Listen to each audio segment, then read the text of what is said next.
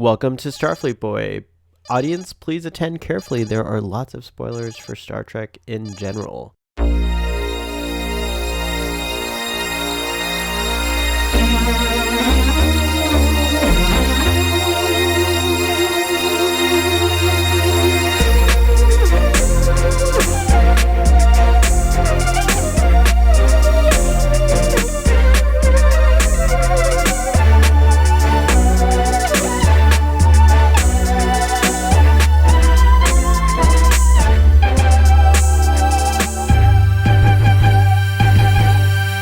You guys spoke for so long once I left. I thought, I'm not going to miss too much, and then I missed everything. All right, let's do the clap. 1, 2, 3, clap. 1, 2, 3, clap. 1, 2, 3, clap.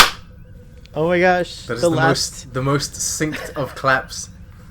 That was the penultimate clap. I was expecting the doctor to join us. I didn't tell you. His girlfriend said, I can't... I usually am like, oh, the doctor's not coming. Okay, I'm he's not sorry. coming. It's been such a crazy... It's fine. It's okay. time. Are we actually live, though? No. It just... Remember it says how the live. old...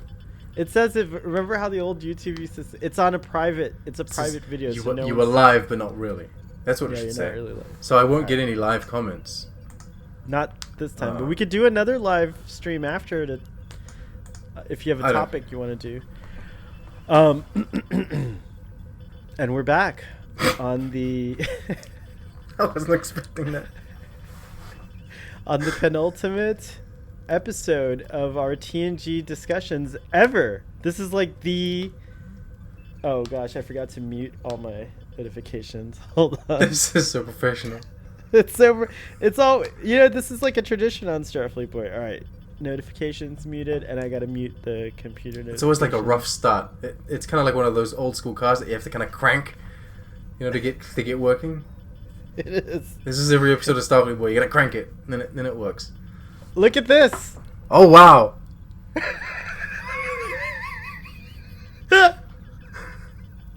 Boom! You're so excited. I am. This is amazing. After 7 seasons, we get a new format. Finally, we got an upgrade. By the way, this is an unsolicited shout out to the folks over at StreamYard, StreamYard.com.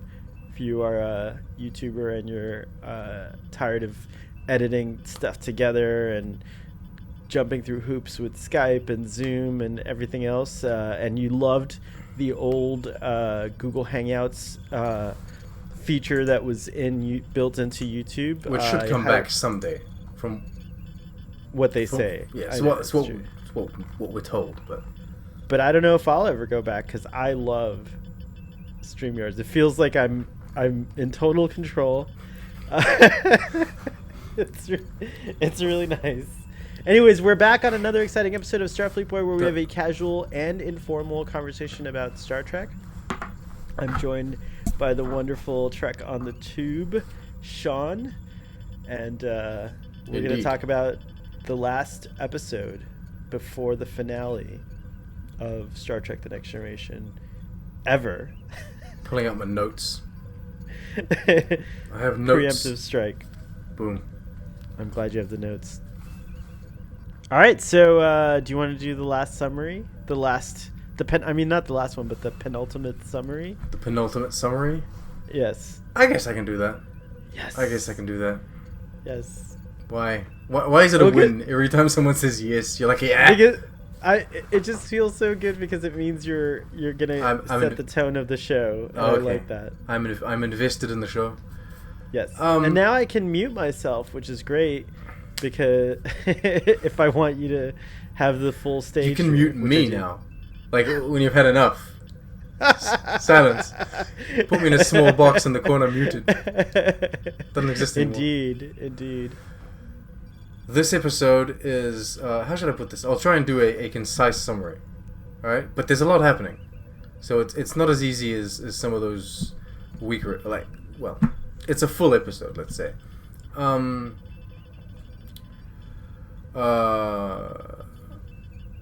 How should I put this? I'm trying to find the most concise way to I'll do start it. it out for you. Lieutenant Rowe, Ensign Rowe, Rowe Laren is back. Ro Laren. Rowe Laren. This keeps on bloody zooming for no reason. Anyway, Ro Laren is back. Ro Laren is sent on an undercover mission with the Maquis. She's sent to work for the Federation, for Starfleet, posing as a Maquis agent in order to, I suppose, try and see where they're getting all their resources from, see if there's maybe a Starfleet officer that's sending them resources, or see how they're proceeding to maybe steal them, that kind of stuff, because the demilitarized zone is becoming more and more, like the situation is becoming more and more volatile, with Maquis kind of insurgents attacking Cardassian ships. They're also attacking Starfleet ships. She's part of like a plot by Jean-Luc, actually. She himself, to lure them into doing a preemptive strike. Indeed, this isn't new for Picard. Picard does this kind of thing. We know that we've seen him being hired or taken to do this kind of thing, and this time he's kind of organizing it with Admiral Nechayev. Which we get her final sort of. Her TNG final moment, I think. Right, exactly. She's back in DS9 after. And Did so she ever this come is back in Voyager that you can remember? no. Well, she can't be in Voyager. No, but like because they fuck off, don't they? Like that's what they did. They just effed off. It's true. They just totally would. Jenny was like, "There's no more coffee in this quadrant." No, but by the time spoilers, by the time Voyager, kinda we hear about Voyager again in the Alpha Quadrant, I think Nechayev was no longer kind of part of the Star Trek world. Maybe she retired. Which is why she's not in Picard. I was very disappointed. But she looks older than Picard. I would assume because she's like an admiral. She's more seasoned. She's a bit older. I think she retires kind of long before Picard gets to his retirement. Well, to his forced retirement. But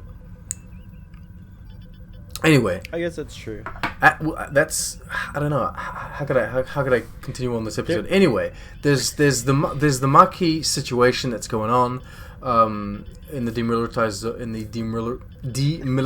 zone. That's like me yesterday with verisimilitude. Verisimilitude. Verisimilitude. I still can't say it. Yeah. So Ro Laren gets sent undercover, and she befriends one of the leaders, a leader of one of the resistance cells within the Maquis. She becomes Papa Maquis. She becomes good friends with Papa Maquis because they share kind of Bajoran memories and for Hasperat, which looks like a wrap. It's like a burrito or a wrap or something, but cut in half. Right? That's why it reminds me of those wraps that you get, like, you know, from at like the buffet or whatever. Yeah. It's like... But it wasn't hot enough. It wasn't spicy enough. He wants that spice. He wants it hot. Strong. He says it's not strong enough. That's what he says.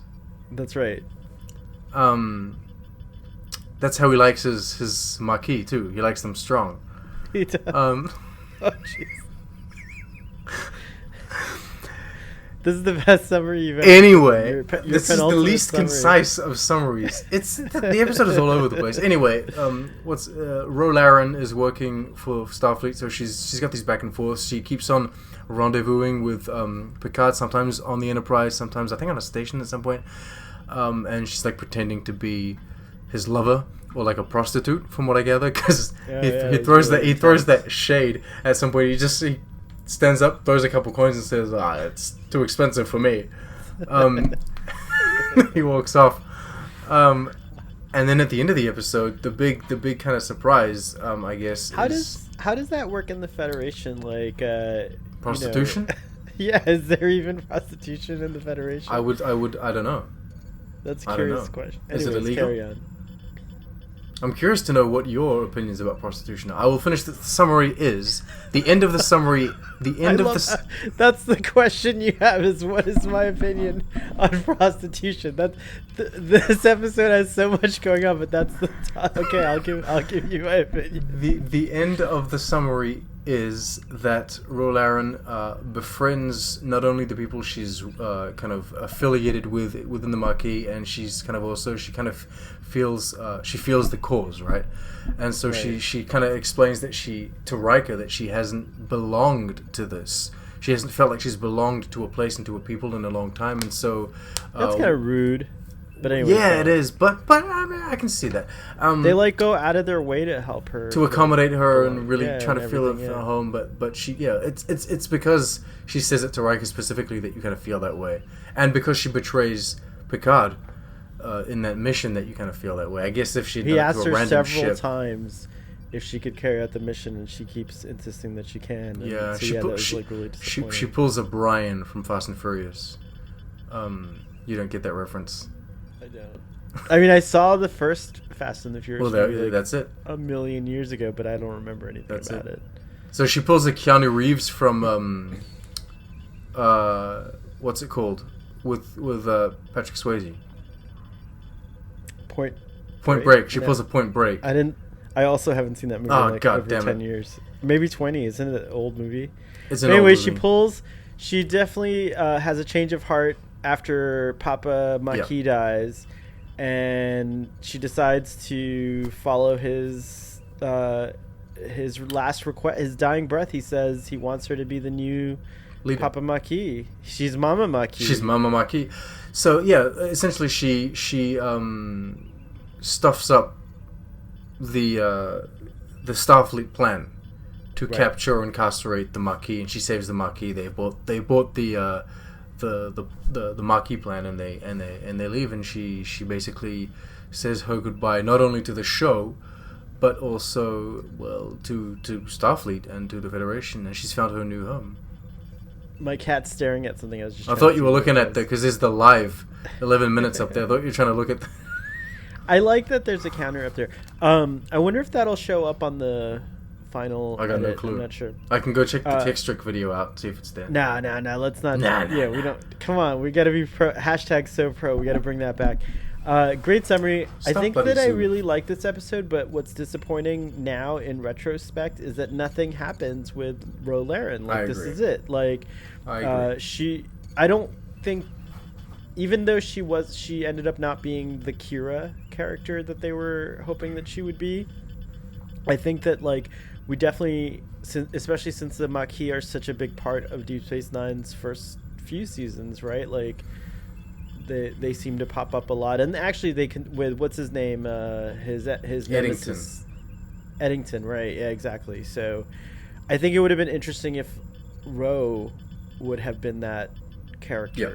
Former Starfleet. Not necessarily. I think I like Eddington good because Eddington is not it's a betrayal that you don't see coming.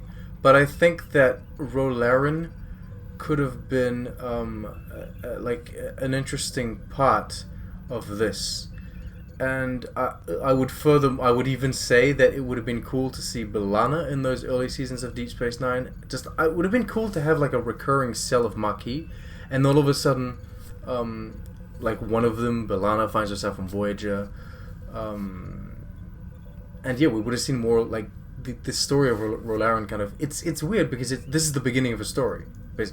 Right. It feels like the beginning of what she considers her story, and we never see it. Look what I can do now. What do you think? I'm telling you what I think. Come on, pay attention. No, I'm saying this for the audience. If the audience wants to chime in right now, is a good opportunity to comment in the comments below. But they can't because it's not live. It doesn't matter. They can still people are watching post live. It's live for you. Whoever's watching this for the very first time. Doesn't it feel like it's live? Right? It does. Yeah. I like how you're answering for the audience. Yes, it does. It does feel live. You want me to do those kids shows? We ask the question, but then we just sit there awkwardly and wait for their response. How do you feel about Rolaren? My question is just generic, so like later on, like when you say something else, I can just pop one of these on it and prompt our audience to comment below. You didn't ask the audience about prostitution.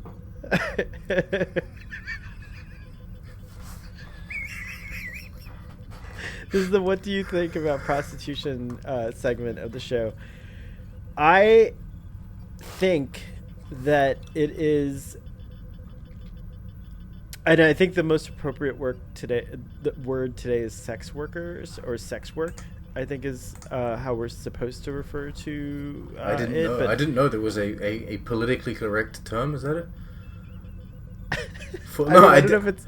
I think it's just yes. I think it would be considered just like more sensitive rather than politically correct, because I think prostitution has a lot of negative connotations.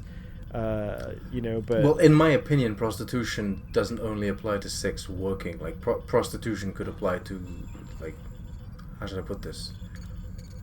I don't know. It's weird. Prostitution, like in the same way, torture or rape doesn't have to be necessarily physical. I feel like prostitution can be the same way. Like you could prostitute your views for money or your opinions, right?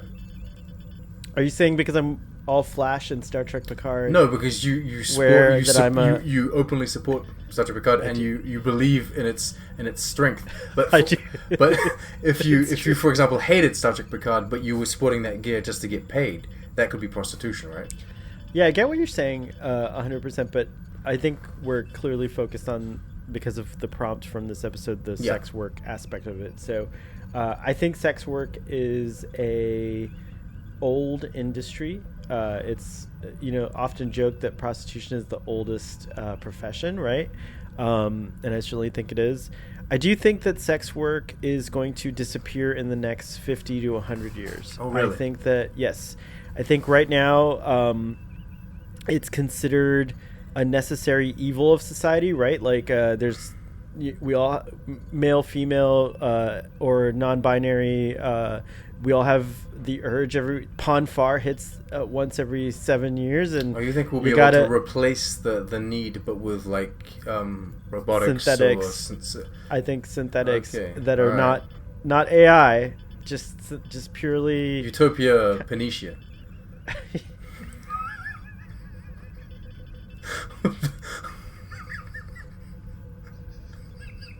I know exactly what you meant by that, but I think that even the Utopia Planitia androids are a little bit, they're a little bit more than just. They're a little bit more. Robots. Okay. I think that might be the next thing, or that like a human can control this sexual robot, so that there's no actual wear and tear going on, but it feels real. If that makes any sense. I don't know. It's a funny thing, the show Westworld. I don't know if you're watching it, but it deals. I have nearly finished this third season. Okay, well then it really deals with that kind of concept of like fulfilling these fantasies with a non-human, and so I think that's going to be an interesting thing in the next 50 to 100 years. But as for now, I have mixed feelings because I do see that there are a lot of sex workers who love what they do and they're really proud, and like I support that 100%. But then I seem to see this other exploitative side of it, where I feel like that is what needs to go away or needs to be reformed, if you will. I feel like in the future in the Federation, it's more kind of, how should I put, like it would be illegal to just go to a station and someone's a sex worker, like in the hallways. But you have the holo suites, so I feel like. But you have the holo suites, but I feel like maybe there would be designated places where the sex workers could have.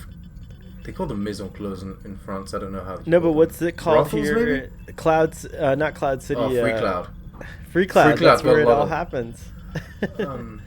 Yeah, no, but anyway, so it would be a more protected environment, a more safer environment, more cleaner. kind of I think environment, I it's guess. legal in the state of Nevada, and I believe that they have a pretty good handle on it. I don't know. I haven't checked in on You haven't checked in that. on the state of I Nevada haven't recently? checked in on it You in haven't a called while. the governor I haven't called the governor. of Nevada? How you doing? How's your sex workers? Oh my! This digressed episode very deals with quickly. very important issues, like basically terrorism. Well, It yeah, and deals with actually, the betrayal, title itself, treason. I think, the title itself, "Preemptive Strike," if I'm not mistaken, may have been, somewhat prescient because years later, Yeah. well, maybe even in the first Bush administration, I think preemptive strike. It was like there was this whole thing where, like, much like the Federation or much like Starfleet, like one thought that a superpower like the United States doesn't fire first. You know what I mean? And that was the kind of thing. And here we see that kind of. I mean, obviously this is a different thing because the Maquis are the ones debating doing the preemptive strike, but in a way, the Federation or Starfleet is lulling them into. They're like forcing the hand to capture the Maquis just because they don't know what to do with them and they think that they're a nuisance. So I don't know. It's a very complicated issue. It's one that I think is still very relevant today. Like we're seeing, terrorism has not gone away. It's gotten worse on our planet, and every civil war story, or like every kind of this kind of struggle episode that we've seen in Star Trek, they become even more relevant as time passes, it would seem, which is sad. It is sad because we're supposed to get better because we saw it on Star Trek, right? Like that's the idea. It's true. But yeah, I think it's very interesting. I think it's an interesting choice to end the series. I mean, technically, like, we have the finale, but this is like the last episode, right? Like, so I think it's an interesting choice to end the series on. We didn't talk about it in the summary, but Patrick Stewart got to direct this episode. So this was his directing, and he was in it a lot. It's actually nothing. What? It's not about Patrick Stewart, but you say this is the last kind of episode of the show, and it's strange because we always refer to the Next Generation as like it's optimism, it's positive view for the future, and everyone's perfect and what have you, and it finishes on such a strange note, right? It doesn't finish on such optimism. It finishes. It's definitely it's grim, right? Yeah. It's also not that good of an episode, if I'm honest. It's not fabulous. I feel like it tries to be The Departed, doesn't it? Okay, so today we totally would have had this would have been the prelude to the finale. That's the other thing, is there's like no connection to the finale if you think about it, right? This is the connection to Deep Space Nine, isn't it? In a way. I mean, it has been going on, right? Throughout Deep Space Nine it's first season of Deep Space Nine has been going on. Yeah. I don't know if it's ended at this point. But we had Bashir come on board the Enterprise. We've already had, like, a few DS9. We've had the crossovers. Crossing over and things like that. So, we definitely, the two shows have been very, like, interwoven. But again, it's interesting that they chose to end on the character of, whether you like the episode or not. I just want to know what you think of, what do you think was behind... What do you think? Hold on, here we go. Here it is. What do you think? Oh, I have to let my cat outside. So watch this cool feature. I'm going to mute my video. And then look, you can upload your avatar on yours as well, and then you can have a little avatar. But go on. What do you mean go on? Just leave me sitting here. Wait, go on. I just let my cat out of the bag. You want to know what I think of, like, the story choice. Yes, not so much like the quality of the episode. Why is this okay, so let's just review really quick before you answer your question. I have no idea what they were thinking with this last season, which is clearly all over the place. Season 1, the neutral zone conspiracy is the penultimate episode. I think they just wanted another Roll Aaron episode. They're like, hey, let's do a final Roll Aaron episode because we've got our final Alexander, we got our final Guinan. We're getting all of these final kind of episodes for people. We got the final holodeck episode we were talking about. Right. So it's kind of like, we have Rolaren. She's a great character. People like her. Michelle Forbes plays her wonderfully. She does the character justice, and so let's go for it. And it maybe, I don't know if it was planned. I don't know if the writers' room, they had planned on having her defect, like kind of go to the Maquis, or if it was kind of like, it felt like a natural evolution for the character.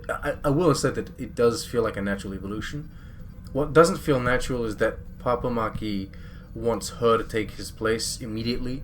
That feels like it should have been, like, this feels like They have an instant quick. bond. It's too quick. This would have been like a season's worth of kind of, if you had set her up in the beginning of season 7, as working for the Maquis, and then throughout the season, now and then you would have seen her talk with Picard and be like this and that, and then by the end of the season she has a change of heart and she becomes the leader of the Maquis. Well, isn't her that would have been first interesting. episode, like, aren't the Maquis involved in that one as well? No, it's just Cardassian. It's the Bajoran occupation, though, isn't it? Or is it the Maquis They're already? just settlers or something like that. I don't know. Remember, it was like... But we've been hearing about the Maquis for a while, because the Maquis, there's a lot of Native Americans in space that have to deal with that become Maquis. Oh, like because they kind of mirrored how the Native Americans today have lost their land, and they were mirroring that, and how is that also true of Indigenous Canadians? From what I understand, yes. I don't want to say too much because I'm not native Canadian. Like, I wasn't born Canadian, and so it's not my culture so much. Like, I'm learning about this. I go to museums and I learn about the history of the country. From what I understand, native Canadians, Native American, like, they're all Native Americans from this continent. I assume it's kind of the same situation, lost lands, right, or unfair trades, that kind of stuff. But anyway, it was the same thing in space, right? Because we saw in TNG, some of these guys, they were losing their planets because the planet crossed over to the Cardassian border, so they're losing right, their land yet again. Right. And that's why a lot of them defect. Like, a lot of them kind of became Maquis. There's even one in this episode. There is. And that was going on. There was like Wesley back in the day. Wesley Crusher was. Remember, he goes to get high. He does go to. He does. He goes for like a vision quest or something. That was Did we not do that episode together? I don't know if we did it together, but no, we did Wesley. Wesley's last mission with Picard on a planet. I lose track. That was my first episode, I think. Wait, what? I think my first episode on Starfleet Boy was Wesley and Picard and that other schmuck, that other guy. That's so cool. I think that was my conversation virginity. That was me losing the. Starfleet Boy did not take your conversation virginity. Check on the two. Casually and informally. And informally. Oh my. Oh my. Oh my. Oh my. Dear God. Well, look at that. That was like way back. I was it's looking appropriate. We're allowed to reminisce because it's nearly the end of this the show. I know. There's a lot of reminiscing. I was doing a lot of reminiscing today, and I was feeling all the feels. The penultimate episode of season 1 is Conspiracy. That's the one with the aliens that we're all excited that Mike McMahon referenced or commented on or whatever he did for Lower Decks. So Conspiracy was the penultimate episode of season 1. Good episode. For season 2, the penultimate episode was Peak Performance. Do you remember what that one's about? No. I have trouble with names. I have trouble with names of episodes. This has become a penultimate episode discussion. This was the episode where they were called back to Starfleet to do simulations for a Borg attack. And I think, if I'm not mistaken, this is the one where what's that guy's Data does the what's it called, the little game. Do you remember the stratagem? Yeah, okay. He plays the game with the bald alien guy. Yes. Yeah, okay. Who's like and he ties with him. He ties, right? Yeah. Exactly. The guy gets really mad or whatever, and then he defaults because the guy just like he couldn't handle it, right? He like stopped the game in the middle of it, or at when it was getting too crazy. Transfigurations was season 3's penultimate episode. I'm trying to remember what that one was about. Do you remember Transfigurations? I know you're bad with names here. Oh, it's the one where the guy evolves into a higher being. It's a Dr. Crusher episode. It's a pretty good episode. Do you remember at the end he turns into like a gold guy and you could tell he's wearing a bodysuit? Okay. Then season 4's penultimate episode is In Theory, which is the one where Data is dating, isn't it? And that's a Patrick Stewart episode also, by the way. That's his first penultimate. That's his first penultimate episode, is that it? That's like his tradition now. He does all. I feel like he does the. In Theory is the. Oh my god. Yeah. Okay. I'm looking at images from the episode. It's the horrible episode with a woman, with a crew member. The woman. We haven't heard the woman in a while, actually. Where the crew member falls halfway through the bloody ground. Oh, that's right. That was going on. That was a good scene in that episode. That's right. It's horrible. And then, I guess season 5, of course, is The Inner Light. That's some quality trick. That's the GOAT, right? Isn't it the greatest of all time? Like I think my as far as penultimate episodes go, okay. I would say that The Inner Light it's the penultimate GOAT. It's the penultimate GOAT for sure. But what were you gonna say is your actual greatest of all time from the Next Generation or Star Trek in general? TNG. It might be The Inner Light, though I would say, I forget the name of the episode, the ship that phases. Pegasus. The Pegasus and First Contact, the episode. Yeah, those ones. Those are all very good. And then season 6 was Timescape. Oh, Timescape is fun too. Yeah, and that's Adam Nimoy directed that one, which is a fun little penultimate director. This episode doesn't feel self-contained, which is weird for the Next Generation. It doesn't feel like a story that begins and... It is a story that begins and ends, but it does feel like it's part of a larger arc, except that it comes out of nowhere. There's like nothing before this, and then it leads nowhere. There's nothing after really doesn't go anywhere. It's just like it's the middle chapter of a book, but you've lost the rest of the book. You've lost the rest of the book. And the day that you find the rest of the book, it's just blank pages. There's nothing written on it. It hasn't been completed yet. Oh shit! It's like your harshest. I don't know what you're gonna give this episode as a review. I feel like Jean-Luc at the end of this episode, where he's just angry, he's just like really upset, is also a weird way to end. Like if you were to just take out the finale, which is a special, it's a special circumstance, right? Imagine that's the last thing you see of Jean-Luc in regular episodes, like, other than like... It is. Like, now that you think about it, I'd never thought about it, because you never really... I'm going to be honest, you kind of forget this episode because you think about all good things.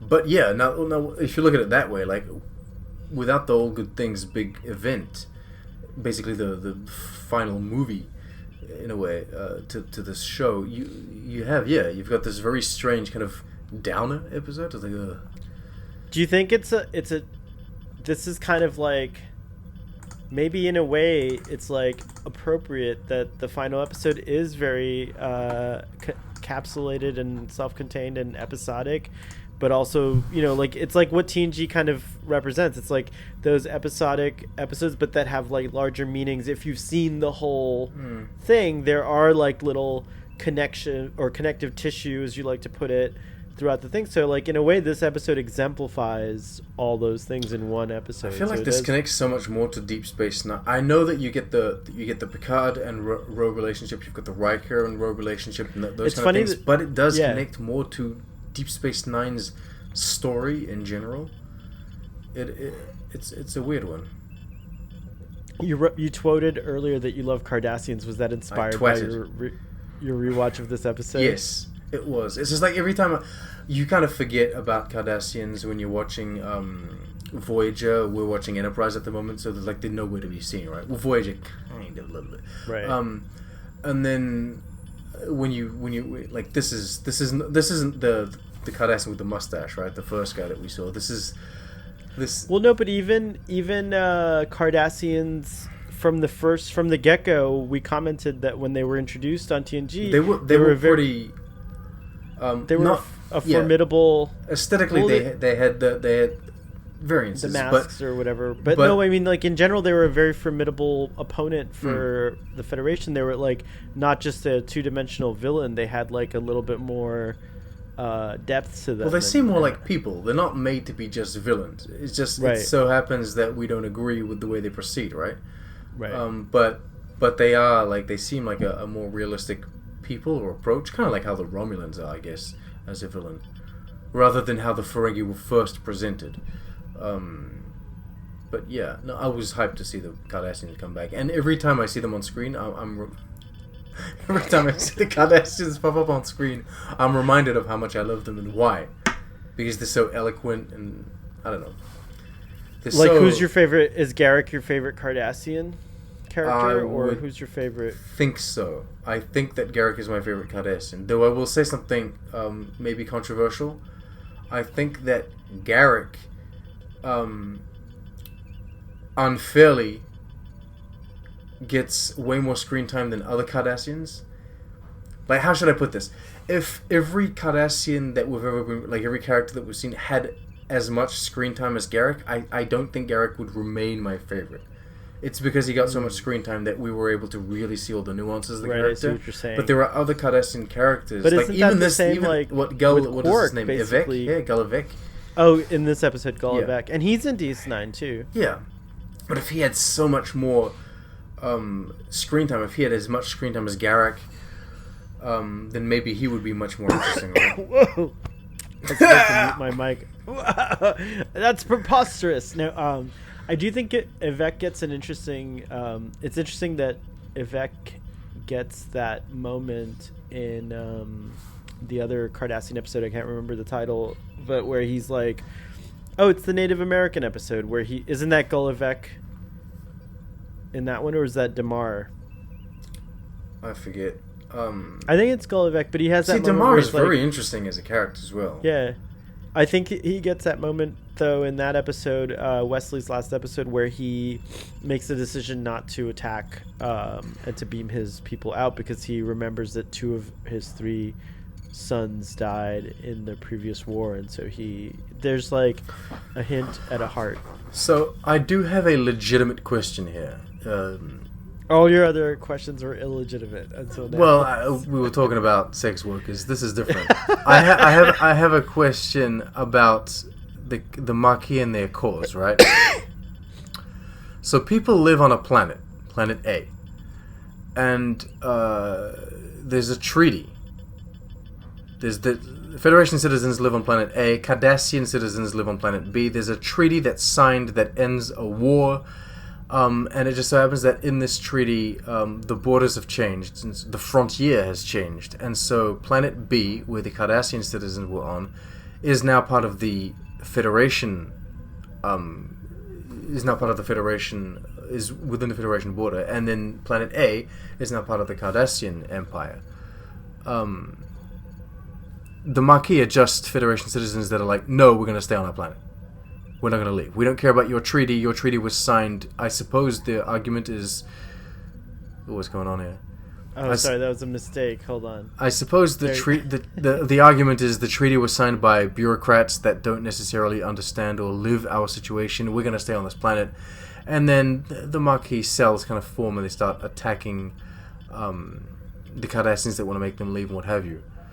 I have a hard time, and maybe this will be very insensitive on my part, but I have a hard time understanding kind of where they're coming from.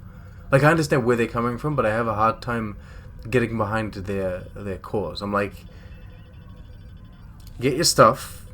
I know it sucks, but get your stuff and go to another planet, and go to one that's deep within Federation borders, Yeah, right? but So that you won't have this problem again. I guess the counter argument to that is that if you've had to do that enough times, don't you get tired of it? Like, why is it your fault that these governments just decide, like, oh, this is my border now, or that's my border But now? if these governments have been fighting for so long, why the hell are you on this disputed planet anyway? They might have never.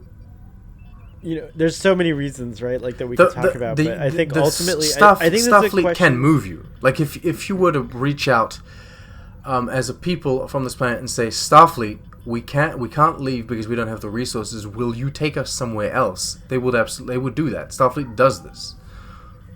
I'm sympathetic to what you're saying only because I don't have a strong sense that any one place is my final home. But there are families on border towns that, like, let's just say you're on the border of Quebec and all of a sudden the United States annexes you and you don't feel like you wanted to ever be an American. You wanted to be Canadian. Now you have to move out of this land that your whole family for generations has been like, has considered their home, and you have to leave it. And I think that seems to me like it's just unfair for those people. Me, on the other hand, again, I haven't found that place in the world that I'm like, oh yeah, this is where I want to put my roots down. Like and I've been everywhere, and I don't really. Like, I haven't it's been not that I don't care, but it's just a different mindset, right? Like, you're a little bit more easygoing about it. And certainly, if that had happened to you, you'd be like, all right, deuces, I'm going to Free Cloud, or wherever. No. No, I know. You'd come to the farm with me in Le Bar. I might actually. I know that I would probably go to Earth, to be honest. It seems like, I know there's a lot of nice planets out there, but Earth seems like, assuming that it still is a utopia and that it still is like nice and peaceful. Maybe Earth gets attacked too much, doesn't it? Everything in space seems to want to destroy Earth. So far, no one's been successful except for the Xindi, though. Yeah. The Xindi are the only ones that have actually gotten through, which so is Earth, astonishing. But not California. No, Florida. It was Florida. You'd go Florida. You'd live in Florida? No, I wouldn't live in Florida. Florida got. So everywhere except Florida.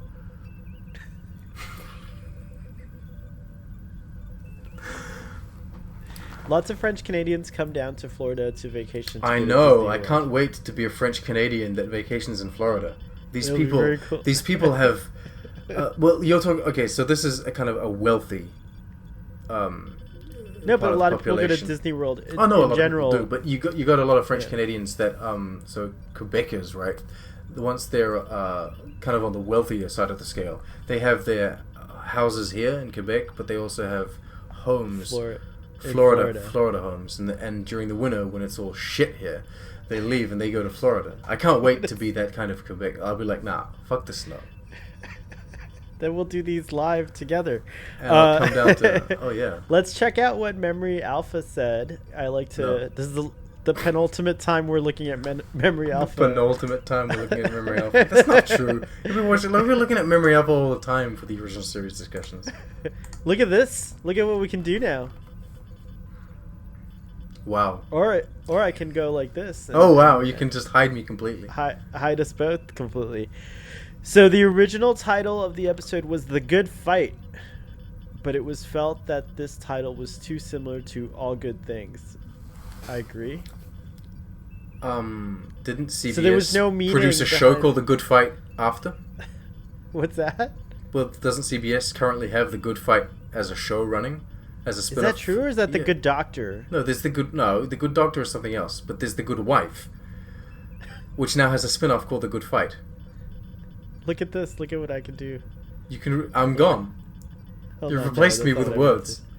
Wait. This is what I meant to do. Oh, jeez. Starfleet Boy meant to do this. Oh, it didn't work. This is a miss. It's a mess. I apologize on behalf of the captain here, for everyone that everyone that's just listening to this and not watching it, because you got no clue what's going on. You just got us reacting. All right. Anyways, Preemptive Strike was filmed between Wednesday, March 2nd, 1994, and Thursday, March 10th, 1994. Why is that? Okay. I don't care.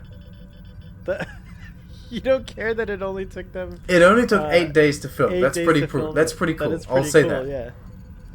I will say According to Jerry Taylor, this episode did not come from a desire to bring Ro Laren back so I was wrong. time. In fact, after actress Michelle Forbes turned down the chance to take her character to Star Trek Deep Space Nine in the role that became Kira Nerys, her relationship with the show wasn't the best. Oh no. Yet, the series found itself rushing toward a deadline with no other workable story ideas but this one, which depended on getting the actress back. So Taylor was able to get on the phone directly with Michelle Forbes and pitch the story personally, convincing Forbes to commit to the series' penultimate episode. Oh wow! And there you go. Crazy. They dropped the there word was no penultimate rhyme or just reason. for you. Wait, what were It you feels saying? that way. I was saying that even this little resume uses the word penultimate just to please you. This is crazy. The episode feels that way.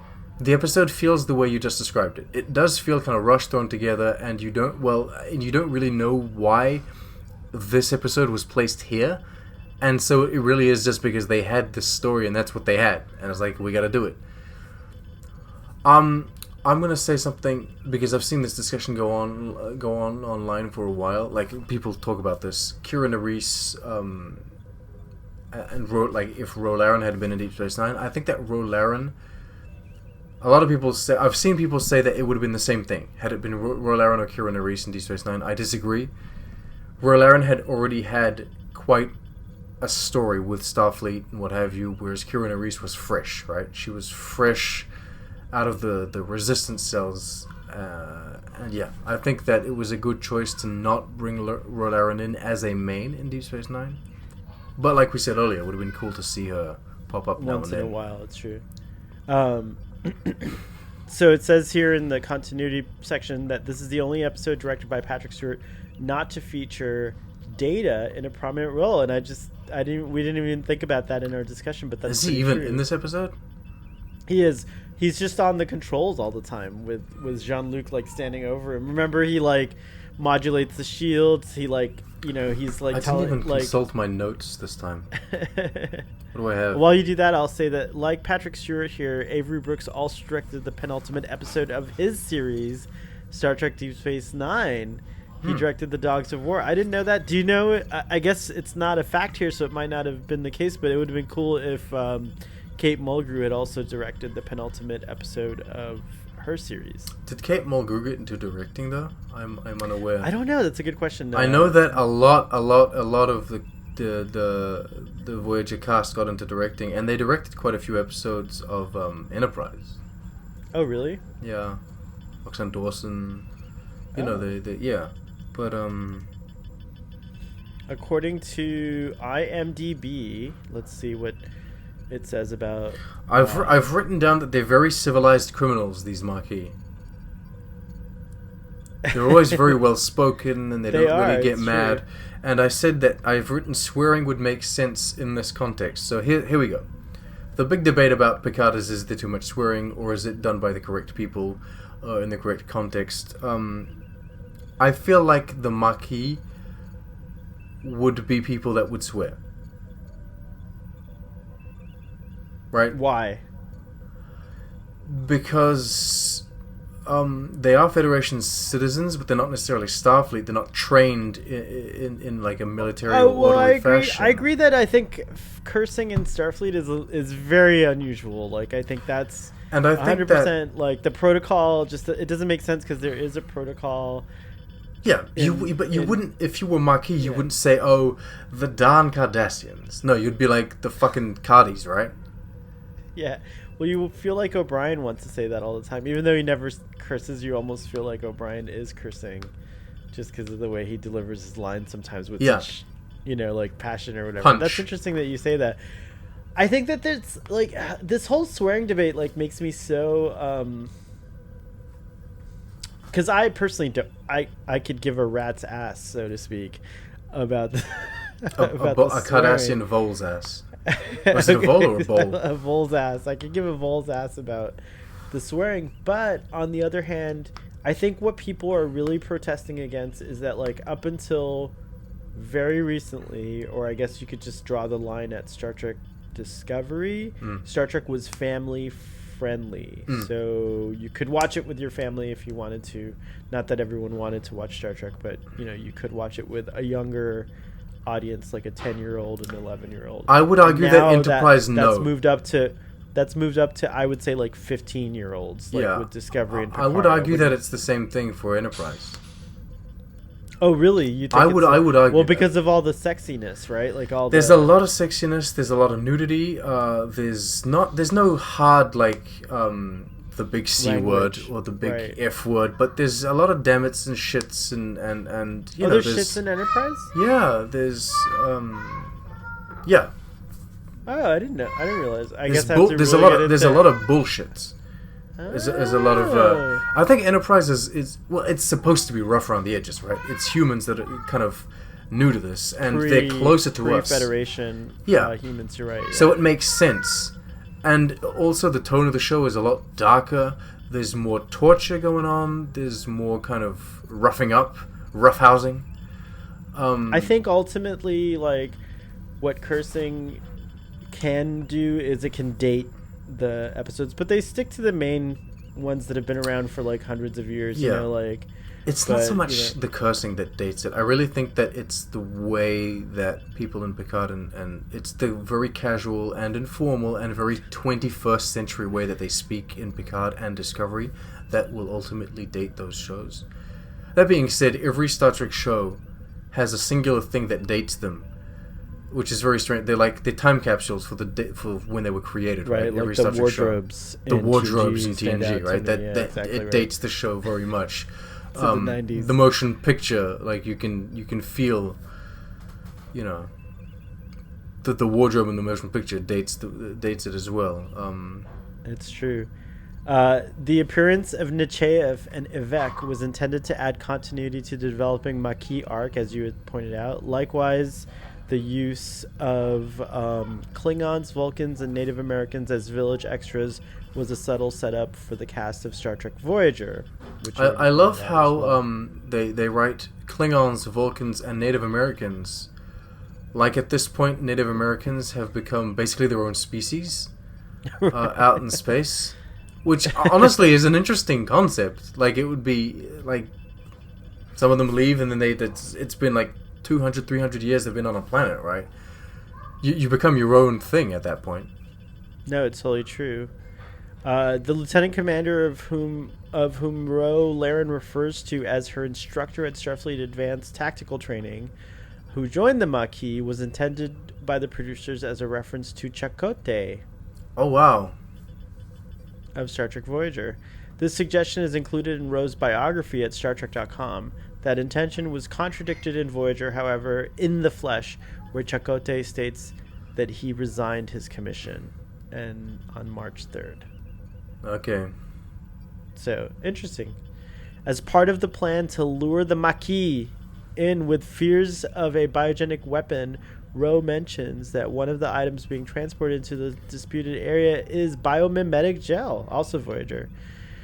She says that it is perfectly legal and does not seem concerned about it, stating that it is harmless on its own. However, when talking about this substance in DS9 in the pale moonlight, it's not Voyager. I was going to say, it's not. That biomimetic gel is Odo and the Founders. Is right. Captain Sisko states that it is strictly controlled by the Federation and not available at any price. So, yay, contradictions in Star Trek.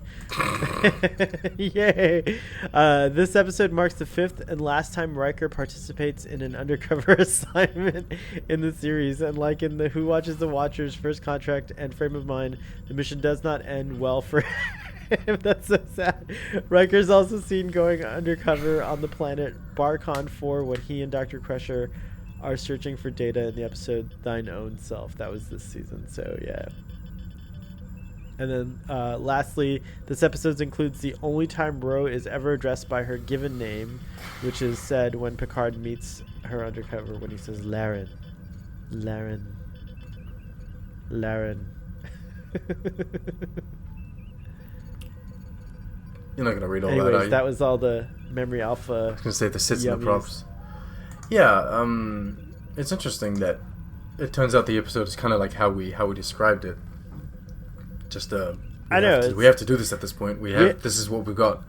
We've got like an innate idea of things, I guess, which is good. We've been at it for so long first now. rodeo here. What's that? We've been at this for so long now that we kind of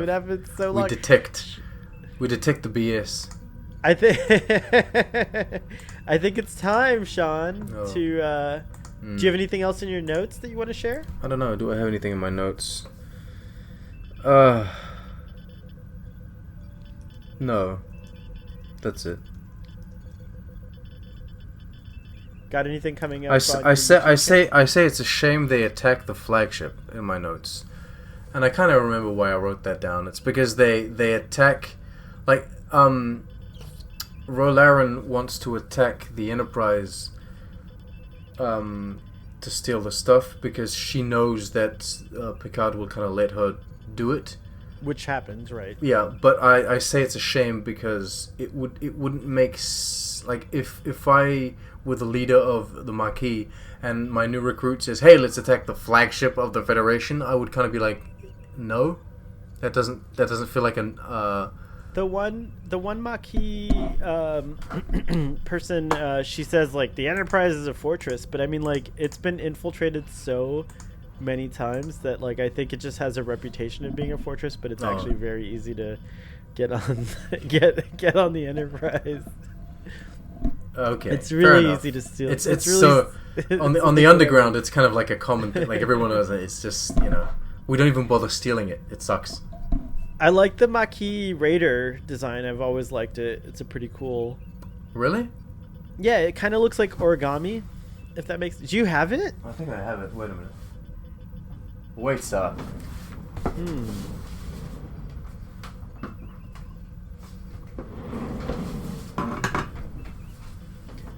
While you get that, I'll keep this thing here. Showing off this thing. This thing here, right? Yes, that's it right there. Look at it. It's a strange little design. Look, my Klingon. We're just for people that are listening to this. We're just basically being children and showing off model ships to the screens. Whose model ship is bigger? It's mine. Well, you've got an XL Katinga, don't you? Speaking of sex work, yes, I do have an XL Katinga class right here. It's great. I've got a little thing that's been thrown together. That's not fair. That's true. It's not fair, but I've got my Katinga, and our Star Trek 6 discussion is coming soon, so this will be very. Hold on. This will be very apropos. Do do do do do do. I think this is the actual shot that you get in Star Trek 6. Dun dun dun dun. I will say that the visual effects, now that I'm thinking about this ship, I think that the visual effects were quite subpar in this episode of The Next Generation. I've seen, really? Yeah, there's a moment where they fire torpedoes to try and separate the Cardassian ship from the Maquis ships, and the torpedo explodes, and you just kind of get this wonky little with the ship flying off. I don't know. It didn't look too good. I've seen better fights. I've seen better scenes, better sequences. Gotcha. My cat left me a little present here, so that's disgusting. Nothing's ever boring here on Starfleet Boy. Now I can't concentrate. I can't concentrate. Well, we'll have to end this. We'll have to end this. So my rating for this episode is a 7. Oh wow, that's pretty high. It is high, but I didn't go into this in our discussion because it's kind. I do think it touched me, the parts with the with Papa Maquis. I really liked his performance. Was fantastic. He really kind of got me to think about their cause.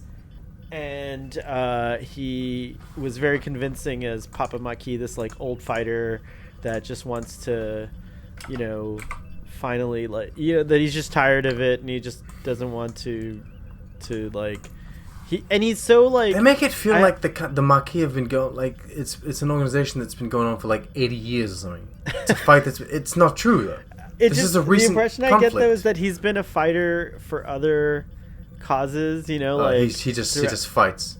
He just That's fights. him. He's like he's got to fight that cause. And he says he's an old fighter, right? And and like I think that the Maquis is just the latest incarnation of like his struggles with the Cardassians, and he's just like what I liked about him. And again, we didn't discuss him in our discussion at all, but my main thing about his character is that despite all that, he had this kind of kindness and like like how that one moment right before he dies where he's just like, you know what, let's not wait till after the campaign to celebrate, let's celebrate now. I'll make that pie and you'll make that hasperat or whatever. And then unfortunately that never gets to happen anyways. Make the but rap. That was really touching to me, and I really liked it. And I thought the performance by the actor whose name I forget at the moment, which is in keeping with Starfleet boy tradition. All performances were good in this episode. What's that? All the performances were good in this episode. It's true. They all were good in this episode. So I'm going to give it a 7 out of 10 just because of him, and also because it's the penultimate episode and it's directed by Patrick Stewart, and I thought he did a great job. So those are the things. That's the Picard effect, isn't it? It is the Patrick Stewart Jean-Luc effect. I give it a 4.5. What are you going to give all good things? Don't tell us. I give it a 4.5. It's not the most entertaining of episodes. It feels a bit this and that, right? All the performances are good. It's just like kind of like, what the hell is this story that they're trying to tell? And then it feels kind of incomplete, I guess. Doesn't really work. Yeah. Right, and it feels too rushed as well. It did feel the whole arc. I think we caught on to that, and it proved to be true.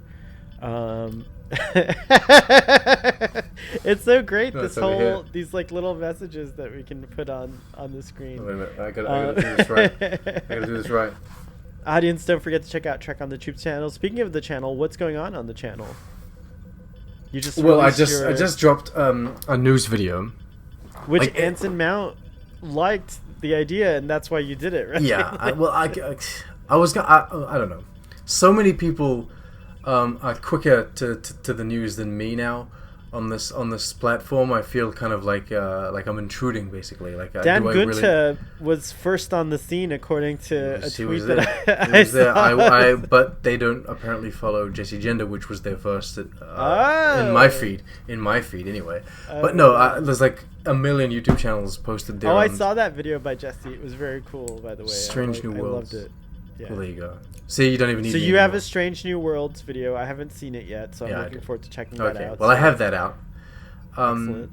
I will say this: I thank my subscribers and I thank the people that comment, because I legitimately felt like I didn't need to post it. There were so many videos on, and then I posted it, and then I got a comment saying, "You really need to upload this because you're the only channel I follow." And so there are a few people out there that follow me. For the news and what have you, so I will continue to do the news for them. Yay, that makes me happy. That's very cool. And yeah, I have the DVD giveaway that's coming very soon, and there's more Trek Chat. I'm blurry again. Fucking goddamn. Your camera's so Curse weird, you. it likes to go blurry. I don't know. This is why. It wasn't doing it yesterday. Why? My camera's always very crisp and clear. Oh, sorry. I'm not crisp and clear enough for you. So this is our penultimate discussion. We are going to have another discussion for All Good Things, a traditional discussion, and then there's going to be a celebration that's happening. A party to celebrate to celebrate completing our discussion. It's the first thing I've ever completed like this. It's it's like kind of many people told me that I probably would not make it to the end of TNG. And well, they were bullshitters. It's true. very discouraging in the beginning. But once after 100 episodes, they were like, "Oh yeah, I guess he's gonna." Yeah, he's not giving up, is he? He's not giving up anytime soon.